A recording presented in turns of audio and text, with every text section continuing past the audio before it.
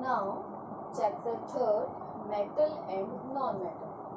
The following contents are activities of this chapter. These are very important. Physical and chemical properties of metal and non-metal. The question will be arise from the chemical properties. Chemical reactions, when metal react with water, when metal react with acids. Next, ionic compounds and their properties. This is also an important topic. Last but not the least, occurrence of metal. Occurrence of the metal and purification of metals. And last, corrosion. Basically आपके first chapter में भी था corrosion वाला topic. Now we start physical and chemical properties. Physical properties of metal and non-metal. These are the few points which are the basis of this classification. Okay. First is lustrous. Lustrous means होता है shining. आपने basically देखा होगा metals are lustrous and non-metals are non-lustrous. First of all आपको पता होना चाहिए which is metal and which is non-metal. Metals are hard substance which show these properties. और आप ये भी बोल सकते हो कि मेटल वो होती है जिनमें मेटेलिक कैरेक्टर होता है, मीन्स इलेक्ट्रॉन को डोनेट करने की टेंडेंसी होती है. For example silver, sodium, potassium, these are the good conductor of electricity. Electricity का मतलब होता है जो इलेक्ट्रॉन इजीली डोनेट कर देगा. Second thing, non metal. Non metals जो बेसिकली इलेक्ट्रॉन को गेन करने की टेंडेंसी शो करती है, जो हार्ड नहीं होती है. For example oxygen, carbon, sulphur, इनमें बेसिकली इलेक्ट्रॉन को गेन करने की टेंडेंसी शो होती है. फॉर एग्जांपल ऑक्सीजन की अगर अपन बात करें, electronic configuration is 2 and 6, then 2 electron required to fulfil their valence shell. तो वैलेंस शेल को फुलफिल करने की इलेक्ट्रॉन को गेन करने की रिक्वायरमेंट होती है. इनमें इलेक्ट्रॉन को गेन करते हैं, इसीलिए सारी की सारी क्या होती है, नॉन मेटल. कुछ बेसिस है जिनके बेसिस पर अपन मेटल और नॉन मेटल की फिजिकल प्रॉपर्टी शो करते हैं. First is lustrous. Metals show lustrous. Metals क्या करती है, शाइन करती है, लेकिन नॉन मेटल्स होती है वो शाइन नहीं करती है. बट एक्सेप्शन है कि आयोडीन एक ऐसी नॉन मेटल है जो कि शाइन करती है. ठीक है. और बेसिक आयोडीन एक, क्योंकि क्वेश्चन पूछा जाता है एक्सेप्शन से. Iodine is a non metal which is lustrous in nature.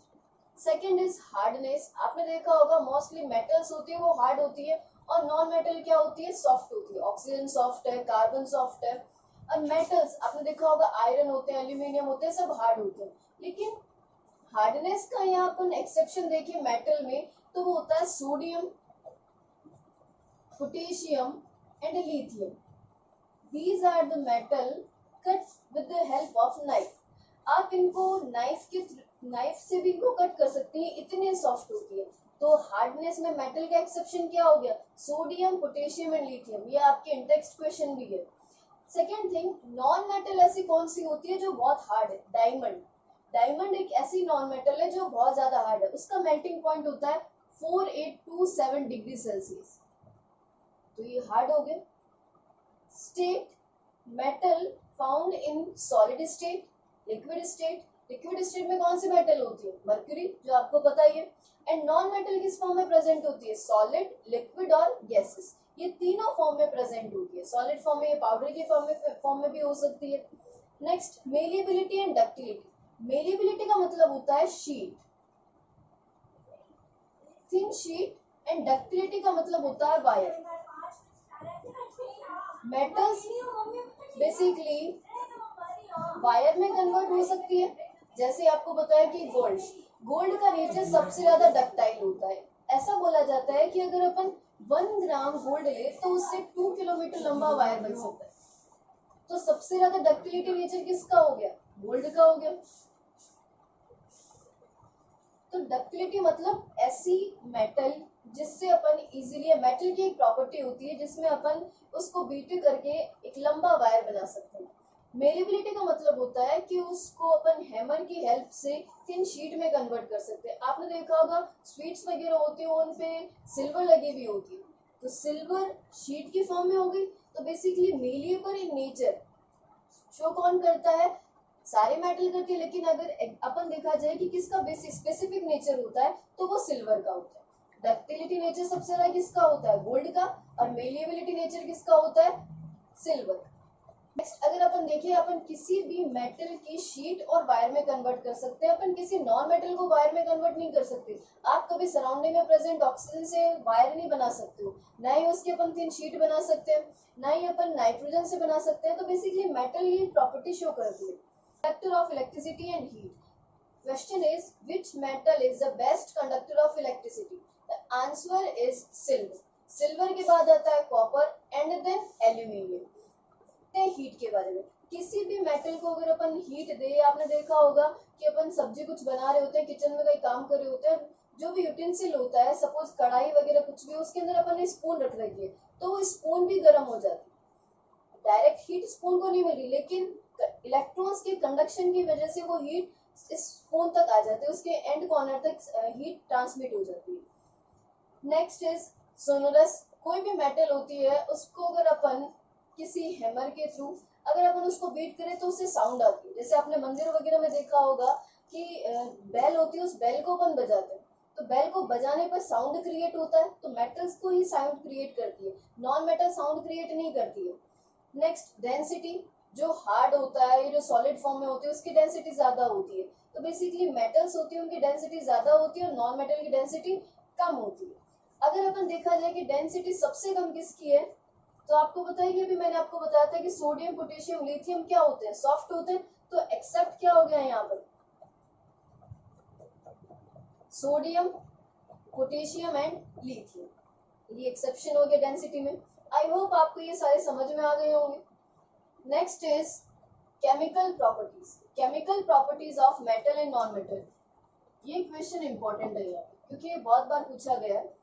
First is oxides. आपको मैंने सेकंड चैप्टर में भी एक्सप्लेन किया था metallic oxide and non metallic oxides.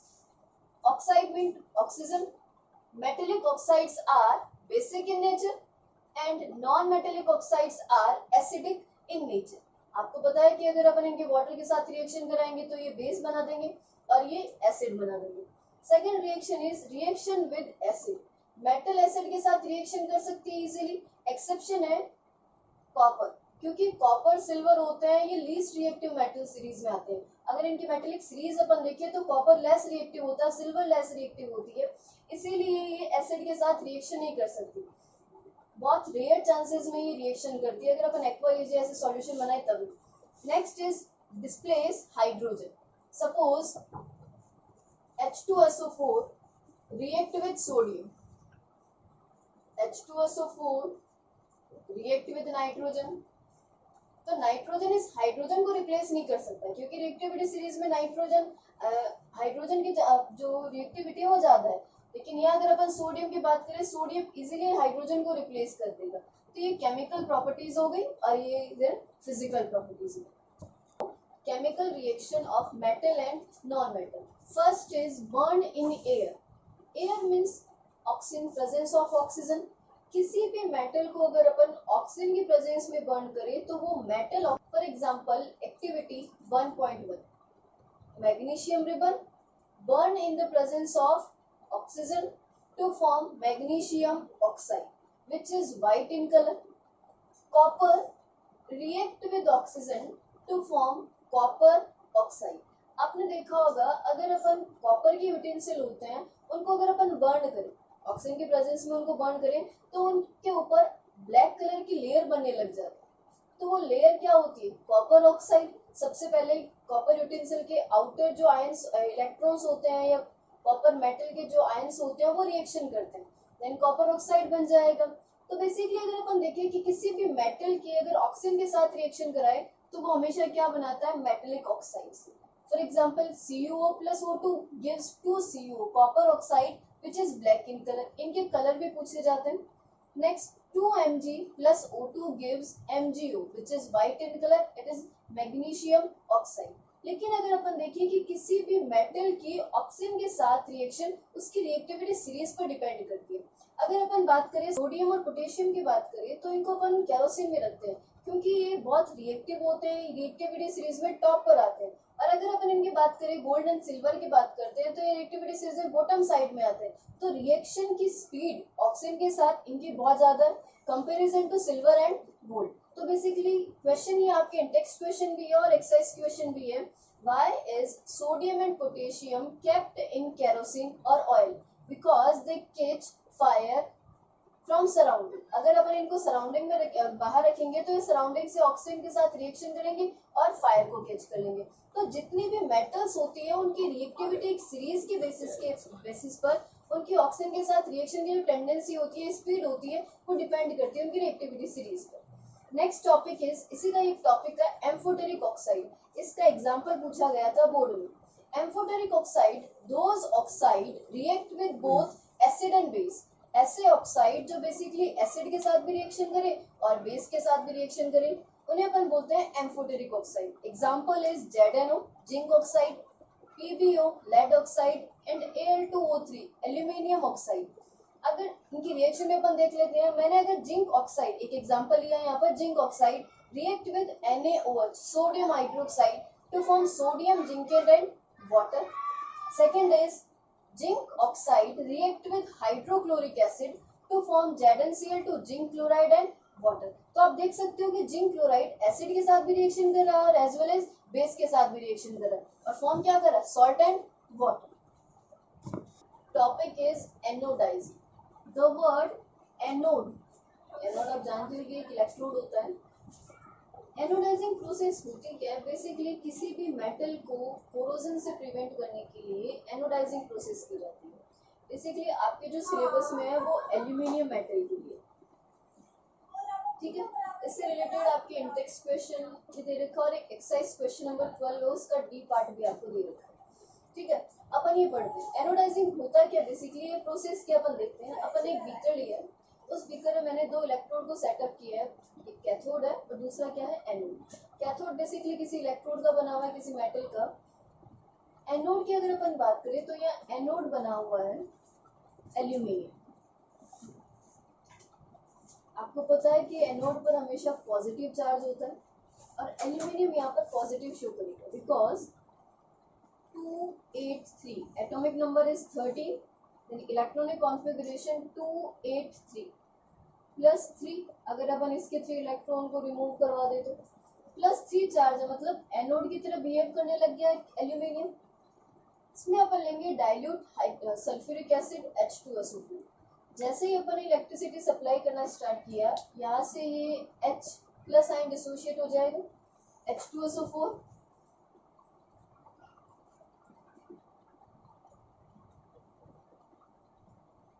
ये H2SO4 की स्ट्रक्चर है। जैसे इलेक्ट्रिसिटी सप्लाई करी, यहाँ से H, यहाँ से H प्लस के फॉर्म में रिमूव हो गया and O negative, O negative. Plus हमेशा किसकी तरफ मूव करेगा, नेगेटिव की तरफ। तो जितने भी हाइड्रोजन होंगे वो सारे के सारे कहाँ पर कलेक्ट हो जाएंगे, कैथोड पर।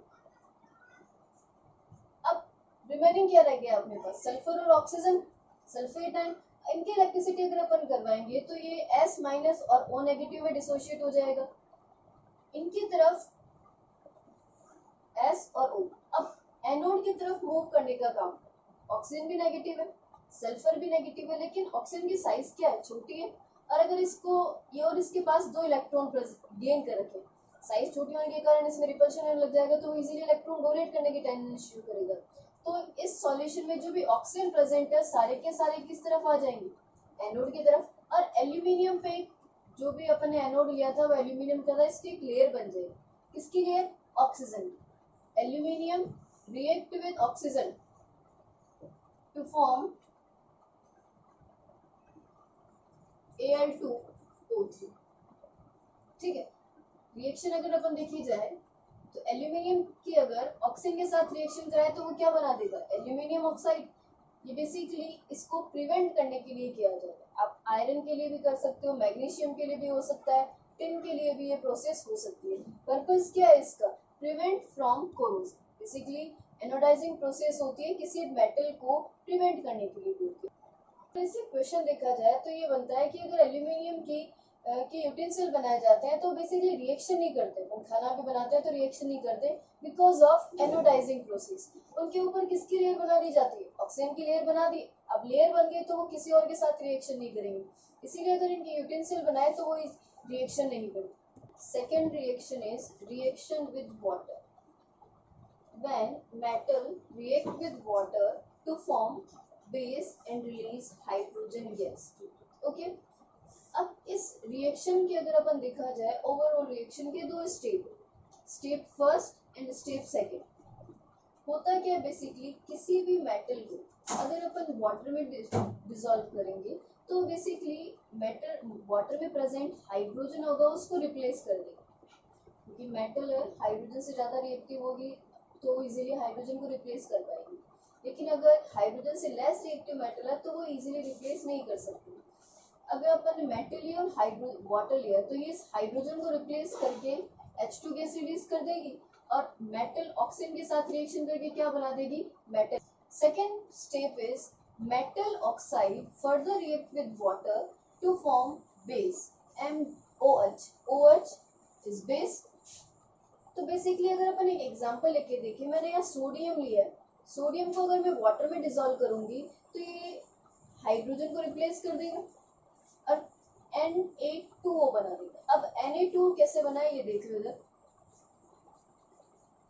अपने पास यहाँ 2 सोडियम प्रेजेंट है, हर एक सोडियम के पास वैलेंस शेल में एक इलेक्ट्रॉन होता है, एटॉमिक नंबर इज 11281, एक इलेक्ट्रॉन प्रेजेंट है। हाइड्रोजन यहाँ से कम्प्लीटली रिप्लेस हो चुका है, अब रिप्लेस हो गया हाइड्रोजन यहाँ से, अब ऑक्सीजन बचा है।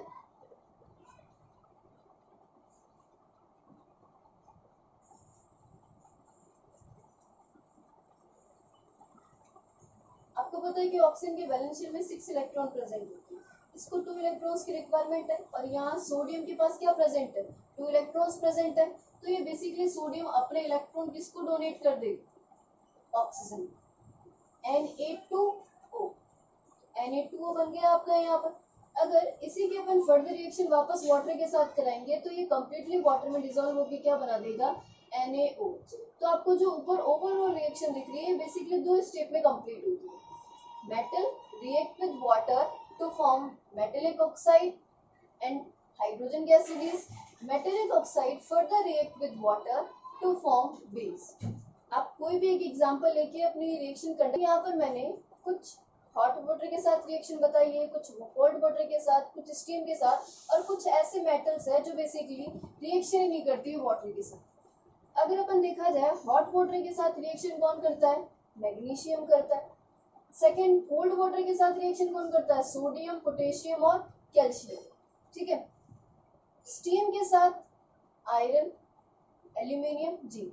बनना अपने को सब में यही है, बेस ही बनाना है सब में, क्योंकि metallic oxide are basic in nature and no reaction. Gold, silver, platinum ये रिएक्शन ही नहीं करती है वाटर के साथ। अब एक क्वेश्चन ये आता है कि अगर अपन कैल्शियम और मैग्नीशियम को वाटर में डिसॉल्व करें तो इनकी सरफेस ये बेसिकली फ्लोट करने लग जाते हैं।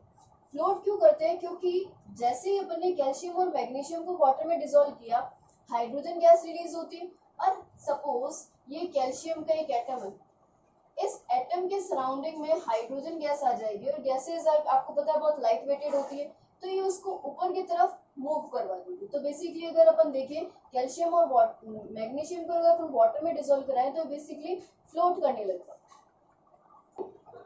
Third topic is metal react with acid. You have learned in previous chapter when metal react with acid to form salt and release hydrogen gas.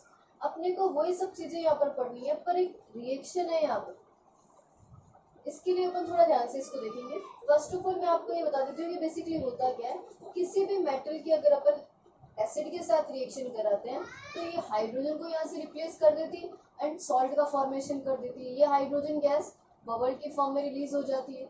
Same zinc की मैंने यहाँ रिएक्शन कराई है HCl के साथ, तो आपको पता है कि ये ZnCl2 बना देगा और रिलीज कौन सी गैस करेगा? हाइड्रोजन। अब आप देख सकते हो कि नाइट्रिक एसिड इनकी तरह स्ट्रॉन्ग एसिड है, बट इस रिएक्शन में आप देखो तो यहाँ पर वाटर रिलीज हो रहा है, हाइड्रोजन गैस की जगह क्या रिलीज हो रहा है? Water, because of nitric acid. Nitric acid is strong oxidizing agent. Oxidizing agent जो बेसिकली ऑक्सीडेशन करवाते हैं। होता क्या इस रिएक्शन में, जब जिंक नाइट्रिक एसिड के साथ रिएक्शन करता है तो बबल की फॉर्म में हाइड्रोजन गैस रिलीज हो रही होती है, लेकिन नाइट्रिक एसिड का नेचर क्या होता है, ऑक्सीडाइजिंग। तो इस हाइड्रोजन का वह ऑक्सीडेशन कर देता है और कंपाउंड क्या बना देता है, वाटर। वापस देख लो एक बार, जिंक अगर इस नाइट्रिक एसिड के साथ रिएक्शन करेगा तो सेम जिससे एसिड का नेचर होता है, मेटल का नेचर होता है कि वो हाइड्रोजन गैस रिलीज करता है। तो सपोज बीकर में से हाइड्रोजन गैस रिलीज हो रही है, जब गैस रिलीज हो रही होती है, बन रही होती है, तो नाइट्रिक एसिड क्या करता है, उसका ऑक्सीडेशन कर देगा और हाइड्रोजन को किस में कन्वर्ट कर देगा, वाटर में। तो अगर अपन किसी मेटल की नाइट्रिक एसिड के साथ रिएक्शन कराते हैं तो वो कंपाउंड क्या बना देता है, H2, किसकी जगह, हाइड्रोजन की जगह, एंड सॉल्ट तो बनेगा और साथ में ब्राउन गैस रिलीज करता है NO2। ठीक है, अगर अपन देखिए कि कौन सी ऐसी मेटल है जिसके साथ HNO3 रिएक्शन करेगा तो वो हाइड्रोजन गैस रिलीज करेगा। These metals are magnesium and manganese. Magnesium और मैग्नीज के साथ HNO3 रिएक्शन करता है और क्या रिलीज करता है, हाइड्रोजन गैस। क्योंकि इनकी स्पेसिफिक प्रॉपर्टी होती है, इस वजह से इनके जो हाइड्रोजन गैस रिलीज हो रही होती है उसका ये ऑक्सीडेशन नहीं कर पाता। Next topic is aqua regia. Aqua regia is also known as royal water. अब इसको रॉयल वाटर इसलिए बोलते हैं क्योंकि बेसिकली ये गोल्ड वगैरह, सिल्वर, प्लेटिनम इनके साथ रिएक्शन करता है, इसीलिए इसको रॉयल वाटर बोलते हैं। होता है किसका सॉल्यूशन है ये, हाइड्रोक्लोरिक एसिड और नाइट्रिक एसिड। स्ट्रॉन्ग एसिड है दोनों और इनका रेशियो क्या होता है, 3:1 या 3:1 भी अपन इसको बोल सकते हैं। जब इन दोनों को मिक्स करते हैं तो कंपाउंड बनता है नाइट्रोसिल क्लोराइड। ये नाइट्रोसिल क्लोराइड गोल्ड,